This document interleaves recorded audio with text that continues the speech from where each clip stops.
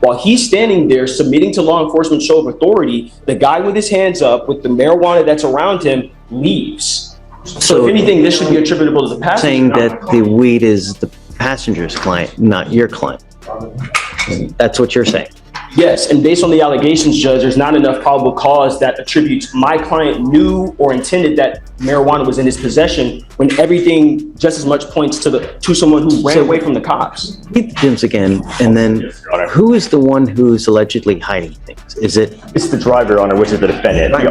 The officer said the officer observed the driver have his hand between the front seat and the center console, and previously... Okay, wait. So between the front seat in the center console, and the officer said, I observed the driver leaning over the console trying to conceal something next to the console and front seat passenger, and that's where he observed his hand in the front seat, between the front seat passenger and the console.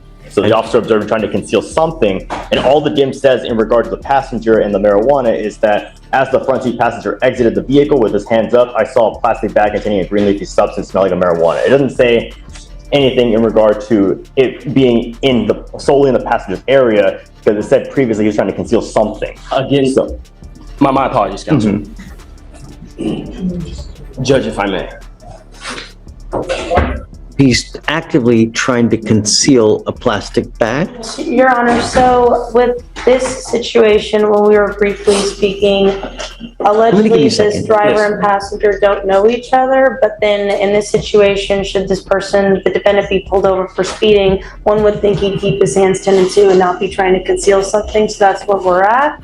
And if you didn't know that didn't know the passenger, didn't know that they had the marijuana, didn't know anything about the marijuana, why are you concealing? Why aren't you keeping your hands at 10 and 2? Judge, anytime somebody's driving, again, I think there's a reasonable inference that goes just as much to my client was trying to go through his belongings, give law enforcement the correct identification so that he could submit to law enforcement show of authority.